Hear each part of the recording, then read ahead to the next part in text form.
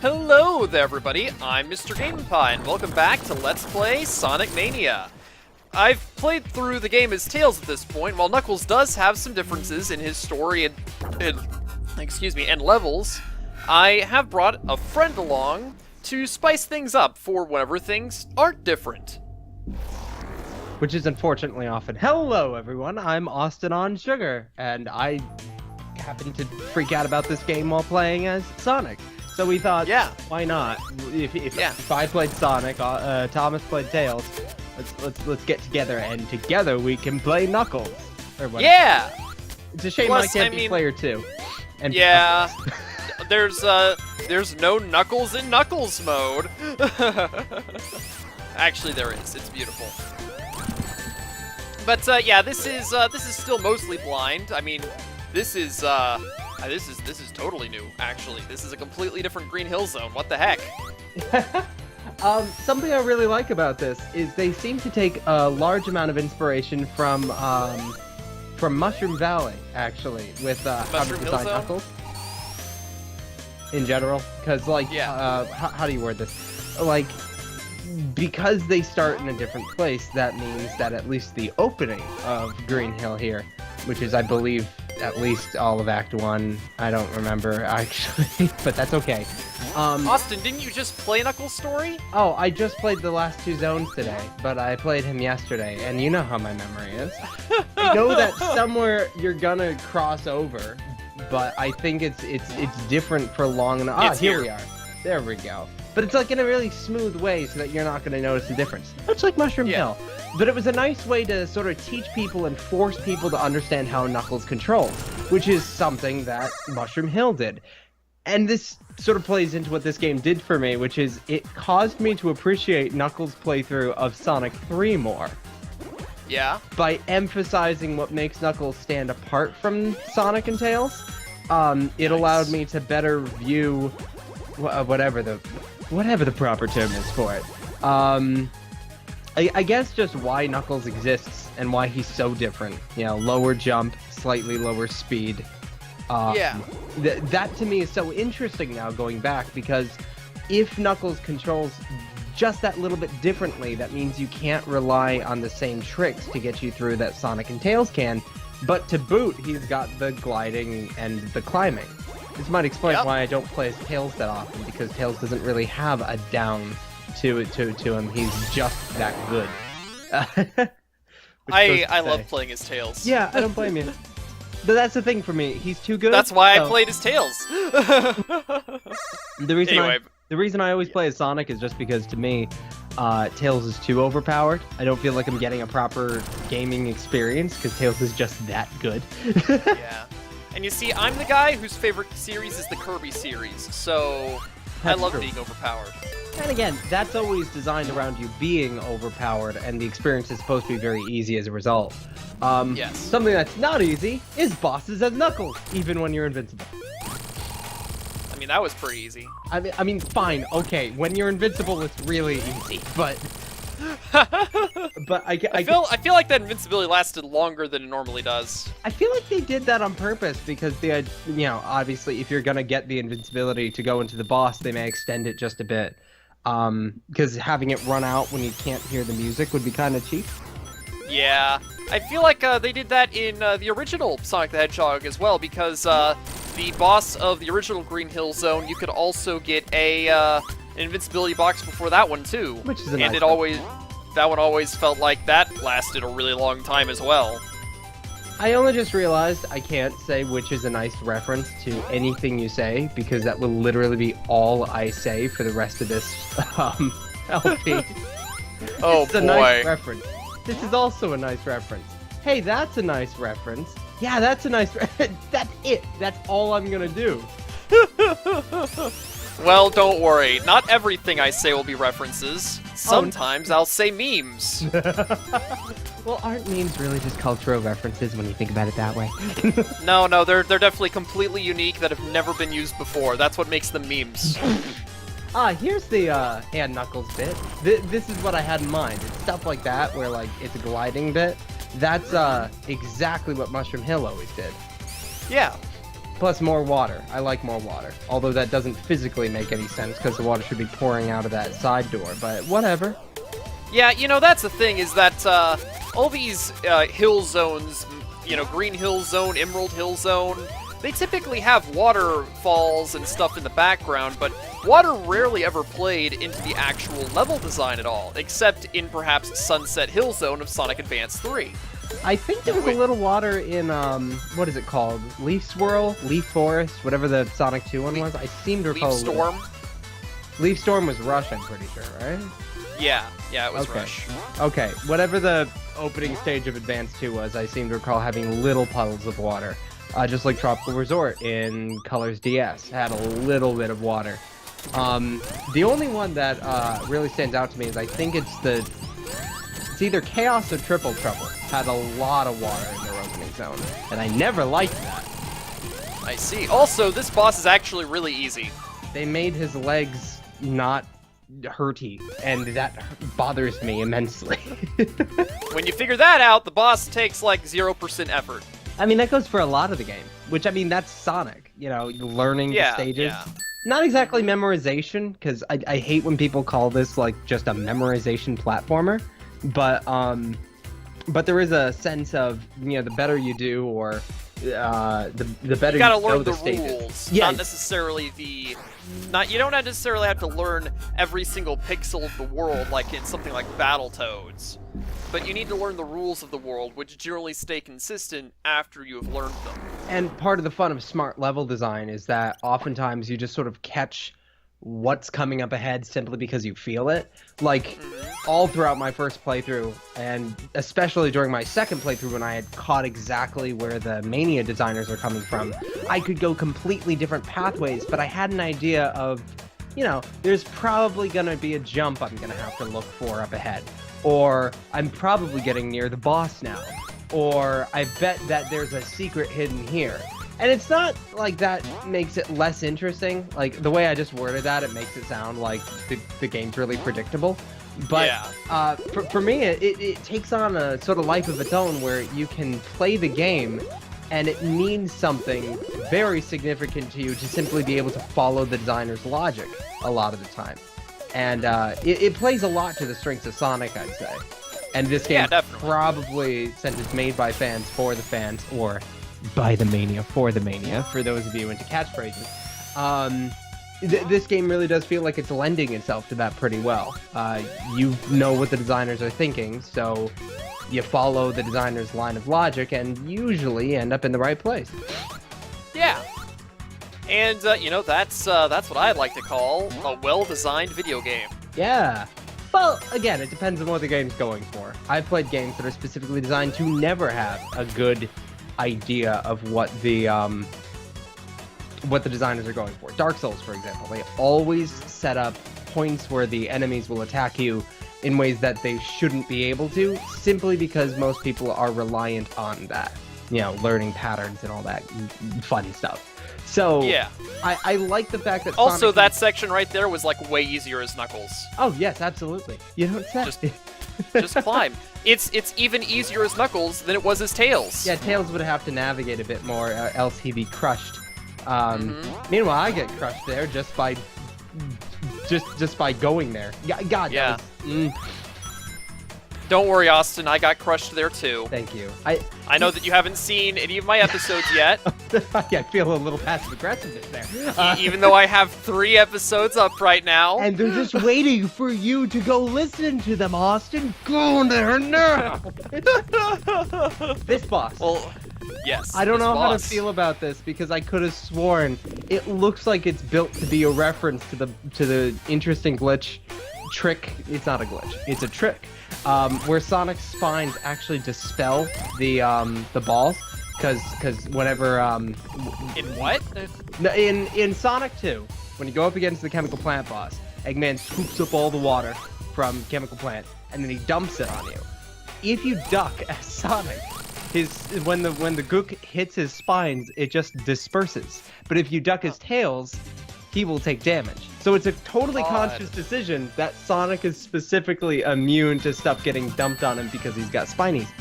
This guy can still hurt you no matter what it's Sonic. So, Yeah, I have no idea how that would be a reference to that at all. I thought it would be. So I was like super happy to sit there and duck and let him hit me. Oh. Because I'm a smart see. Sonic player. Yeah, I feel like if it's a reference to anything, it's a reference to the Ice Cap Zone mini-boss. Absolutely. It's simultaneously Ice Cap, and Ice Cap in itself was also a reference to the Metropolis Zone boss, but done better. So, Yep. yeah. And I can't make it up there. Oh well. I missed my chance to go up there whenever I didn't do it as Tails, because I didn't think to do it as Tails. I think a well-timed spin dash might be able to aim me up there, but every time I tried, I just hit the crab. Alright, so, notably, in the first episode of my series, in the first episode of your series, we go to opposite sides of one of the spinny dealies that I just went through. And, you know, it leads to different pathways, different optional pathways. You get to choose which way to go. And because of the ways that we chose, we ended up going to the exact same location regardless. I love that. It was pretty incredible. Also, I'm not doing the Blue Sphere minigames anymore, guys. Yay. I've already shown off like all the Blue Sphere minigames anyway. I think I never showed off how to beat like maybe a couple of them, but I've shown that they exist, so that's close enough. And Knuckles can't seem to quite make this jump. I love That's this awkward. design. This is really clever, because when I was playing as Sonic, I was like, what's this sticky here for? Oh, I guess it's for 3 rings. But then, no, it's so Knuckles can get through. Odd. All right. Yeah, I love Chemical Plant Zone in this game. It's I love all the the little doodads with the chemicals that make you bounce around, and you get to stick on stuff, and you get to go really fast through all these pipes. I mean, one aesthetic element of Chemical Plant Zone that I've always enjoyed is the fact that the pipes, well, the platforms are pipes with chemicals in them. These platforms right here. And, I mean, that just looks cool, and the fact that now we actually get to interact with that liquid to some extent with this blue goop that's directly beneath me right now, it's a really great aesthetic choice. You know what I mean? My one complaint with it, and I guess this stands for the game as a whole, is that you can really tell when they're making a new asset because it doesn't entirely fit in with the Genesis look. Because back in the Genesis, you couldn't have solid colors with decent gradients or particle effects or anything like that. So instead, they oftentimes just used more and more detail. So if you compare, for example, the crazy construction lines and gratings and all that on all the back walls or foreground walls or whatever you want to call them on Chemical Plant, and then compare it to, say, the solid blue of Studiopolis, it's not that Studiopolis looks bad. I actually think it looks better than a lot of the classic games designs, but you can tell that it doesn't quite fit. Well, you see, Austin, that's because this is a Sega Saturn game. See, that would make sense. That's what I always said, is if this came out on the Saturn, probably still wouldn't have been as good as Sonic 3 in a lot of people's minds, but it comes very close to just feeling like what Sonic Jam should have been. Anyway. Hey, yeah, it's a game that I'm not good at. Yeah. Oh, who would have guessed games exist that I'm not perfect at? I'm not some sort of perfect superhuman being. I don't believe you. You don't? Well, you will after this is done. You're just faking it. You're just hiding it. It was a smart idea of them not to base this off of a particularly challenging level. If I'm not mistaken, the way that Dr. R here ends up controlling the beans is very similar to the programming for ARMS, the first Robot Master you go up against in that game. Yeah. Compare that to like what the game becomes. Like if this was as hard as Eggman normally is in that game. Oh yeah. He's normally the final boss in that game, I'd imagine. Oh yeah, no, honestly, I love Mean Bean Machine. I should clarify that the years I spent playing Sonic Mega Collection was focused almost exclusively on Mean Bean Machine. What in the name of hamsters, Austin? Look, it's a fun game. I can't help myself. What in the name of hamsters, Austin? It's their name. It's in their name. No. And then Robotnik died. Goodbye. And now we move on with our lives. And there we go. I'm also really happy they went with this theme song that they did, because that's hilarious. Just how like tense that is. considering Yeah. how slow it is compared to the later levels of Mean Bean Machine. Thank God it's not like those. Now, one thing to note is that, you know, on the Sega Genesis, they had Mean Bean Machine. But on the SNES, they had Kirby Avalanche, or Kirby's Avalanche. They're all just Puyo Puyo. I stopped calling them different things a while ago. I think even in my LP, I was like, oh my god, it's Puyo Puyo. I didn't even call it Mean Bean Machine. Yeah, in my original, I just called it Kirby's Avalanche. There we go. I have to make the Kirby reference. I have to make the Kirby reference, Austin. I mean, I don't blame you. Such things are required. It's in my contract. If I don't make the Kirby reference, I get murdered on the spot. I can imagine, like, just like, well, that's a mirror. I mean, it's an amazing mirror. Amazing mirror. A secret assassin comes directly to my house and shoots me in the spleen. Except it shoots me through the spleen and then through my heart as well. It's a very convoluted series of progressions. I didn't know that Kirby got a gun power in his recent games. Oh yeah, totally. It's called Gun. Wow, what a totally novel and unique name. I'm so excited to see where they're going from here. Also, can I just say how much I love these television screens? Because they're basically just the Death Egg things, but they actually mean progress. Because yeah, they're really actually great. moving you forward instead of constantly going loop to loop. Yeah, that was a decision in that game. You know, the one thing I do like about that, though, is it's very easy to skip both. I think they knew that the TVs are still just not gameplay, and they do take a bit longer than just running, so if you have any intention of skipping any of the Hornet TV station wagon things, you can usually just jump over the door. And they always have a pathway behind them or next to them or something. There's never a dead end that ends with a TV. So they really are just the loop, loop, loop, loops. Oh no, somebody's playing a video game. Oh no. I can't see anything. Why don't you set yourself to offline, Thomas? I don't know how. I'll show you afterwards the inter machinations of Steam. Steam doesn't make any sense. Oh, it doesn't. Granted, totally it doesn't. Apparently. I mean, it's made by Valve, so this is expected. Yeah, I remember when they made Update 1, Update 2, Update 4. Alright. So, you know, I'm gonna try to get all the Chaos Emeralds still, because I still haven't shown off all the Chaos Emerald minigames. And that's 2. Wow, because I realized I wasn't gonna beat 4 before the end of the game. Oh yeah, I still haven't beaten 6 yet. Dude, I'm on my 3rd playthrough of that same Sonic file, and I still only have 5. At this point, I've just been grinding on a very early Chaos Emerald minigame that you can get. It's like 20 seconds into one of the levels. It's beautiful. But yeah, Studiopolis Zone is the first new level that they throw at you, and I think that it's a really good level to start off with the unique stuff with, you know? It's probably the most impressive of the new stages, so they put it in a good place. They got the obvious, every game has to have them for some reason, nostalgia out of the way right away. My god, how many games do start with Green Hill followed by Chemical Plant, I just realized. But, anyway. Oh my gosh, not again. Oh my gosh. Why do people have to play video games at 11:28? Yeah, why are you playing video games at 11:28? Because I'm recording, Austin. I have a reason. Ah, a confession. Yes. Next time, think before you litter. What was it Think saying? before you litter the internet with your YouTube filth, or VidMe filth in this case. There we go. Far more professional. Yes. I am a bigger fan of the next stage that we're gonna see from the custom creator, from the custom stages for this game. But Studiopolis is probably the best foot they could have put forward, because this is every strength of the new stages put into one big neon fest. Also, I'd just like to mention that Knuckles' glide makes this boss way easier.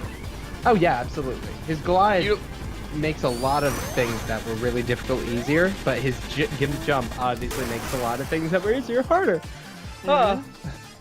Like, man, the physics on this section is always just really awkward whenever it comes to jumping over the missiles. Yeah, you really have to get used to the timing. I like the idea that they had a lot more always moving bosses in this game compared to other Sonic games, because I feel like it's a part of Sonic that they should really steer into more. So I like the fact that there's so many. I mean, then that's Sonic Advance 2. But I didn't like Sonic Advance 2's bosses. That's what I'm getting at, is that if you do it badly, you do a Sonic Advance 2. And, Yeah. Yeah, like, this game only has, like, 1 1/5 keep moving bosses. 1 every 5? Yeah, that sounds about No, 1 1/5. 1 1/5. There's this boss, and then there's 1/5 of another boss. I mean, the Green Hill Zone boss is always running after you. Hydra City is technically always moving. Eh, I guess. I mean, But that's for a certain definition of keep moving. Of course, of course. I guess for me, what I'm looking for in Sonic bosses, and this game delivers in 100%, is variety. The bosses are supposed to be a different kind of challenge for the same set of physics. So when the games always had, here's Eggman, he shows up, now you need to hit him, it got a little dull when every game started basically using the same ideas. We mentioned the Ice Cap Zone boss, which is just the Metropolis Zone boss, which is then reused in the same flipping game later on when Mecha Sonic comes back using it. This is yes. And I have nothing against the idea. It's a very good design for a boss, which is why they're using so much. But it says something when I'm not that engaged compared to, say, this game's got an underwater boss where you always gotta, like, keep moving, and it's essentially the Death Egg Zone little, like, pinball puzzle thing from Sonic 3, but, like, in boss form, which is, like, exactly what I want out of my game. I don't need everything to be 100% unique or challenging or different. Quick, hit a red sphere! No! Knuckles collects the red spheres because he's red. I did that all the time! I think that's whenever I was playing as Knuckles for the very first time in Sonic 3, that's what I thought would happen. And then it didn't, and I was very disappointed. It made so much sense. I find it more confusing looking back on it that they only introduced yellow spheres after Tails was no longer a selectable playable character. They're not yellow spheres, they're gold spheres. Whatever, they look they're like for Tails. Super Sonic to collect. There we go. Oh, that's why it's a super jump. I see. Yeah. Oh, makes perfect sense. Exactly. You see, Austin, you just need to learn how to logic. I gave up on logicking a long time ago, good sir. Yeah, it's not worth it. Don't even bother. I'm trying to think of exactly how to describe it. I think the best thing I could say is that this game finds a way to really blend all the different styles of Sonic stages together. Like, every Sonic game kind of had its own unique feel, in a sense. Sonic 1 and 2 felt and looked a certain way. Sonic 3 and Knuckles looked a certain way. CD obviously felt and looked very different from the others. Oh, yeah. And the custom stages for, I keep calling them that, the original stages they designed for this game, like, even though all the stages are really well designed and, you know, fit together very seamlessly, because I really like how they made CD more momentum-based and the other stages a little more platforming-based. It's a nice balance that I think was really well handled. But, like, everything has its own feel, and I like this being the Mania feel. If we get a Mania 2, I want to see just non-stop this kind of stage. They have to make a Mania 2. I mean, that's a given, but I'm not sure what they're going to call it. If they go for a different art style or a different design ethos or anything like that, I'm going to miss this design, because I actually think these, like, more solid colors, or gradient colors, I guess would be the best way to put it, is such an interesting idea that they really could do more with than 4 stages, you know? Yeah. If the next stage that's entirely original is anything to go by, they probably originally wanted a buttload more of original stages and just had to condense them last minute, which I'm fine with, because Press Garden is my favorite zone in the game, but, you know, it still gives the impression of variety from Act 1 to Act 2, etc. I mean, it's telling whenever one of the hard-boiled heavies gets a remade stage instead of a new stage. Only happens once, right? Yeah, the other 3 have will appear in the 3 new stages. I find it a little. I don't know if the word is obnoxious, but I was having trouble keeping up. There is no pattern with what constitutes a mini boss and what constitutes a main boss. Sometimes Eggman will show up to be the mini boss. Sometimes the hardboiled heavy will be the mini boss. Sometimes they'll be the end boss. And it's not that Usually, more often than not, they're the end boss. I mean, there's only 4 of them, so I mean that's not really too much in comparison.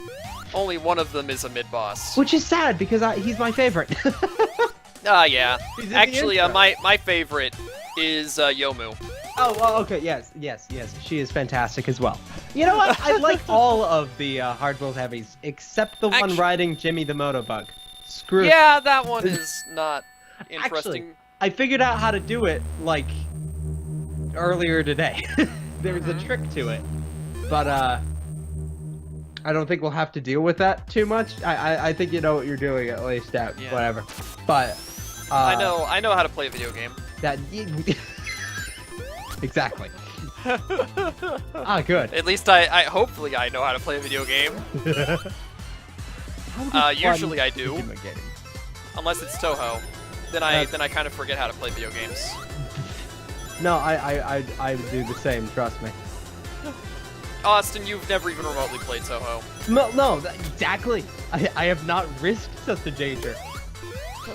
I know. One day I'm gonna get you to play Toho, and you will. That's what's going to happen to you.